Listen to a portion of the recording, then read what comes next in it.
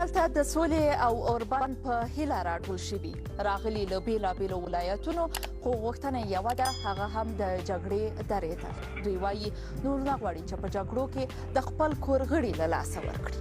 د سولې د ولسي حرکت دا غړي نن د امریکا سفارت مخې ته د پلت خیمه درولې او د دې هېواده د اوربند خواست کوي. موږ بیا دلته فار راغلي چې دلته وینه تویېږي.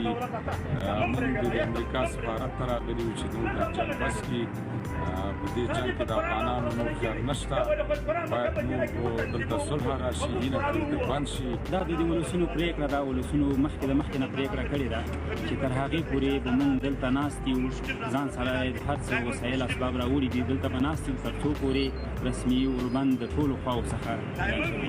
دا سوله غوښتونکي وایي چې امریکا د جګړې په ښکېلو خواوو نفوذ لري، نو باید دواړه غاړې اوربند ته کینوي. افغان ولسمشر محمد اشرف غني هم نن پر طالبانو غږ وکړ چې خپله لاره روښانه کړي. ښاغلی غني وایي چې سولې ته ژمن دی، نو اوس د طالبانو پورې اړه لري چې د سولې لاره نیسي که په دې هېواد کې د ده په وینا د جګړې او تباهۍ دوام غواړي.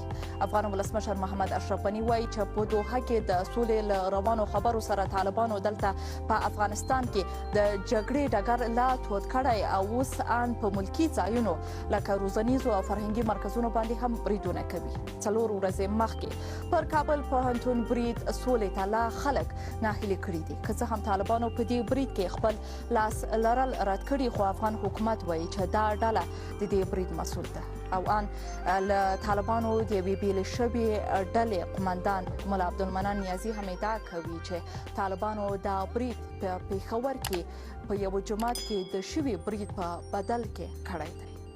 شازیه حیا، کابل.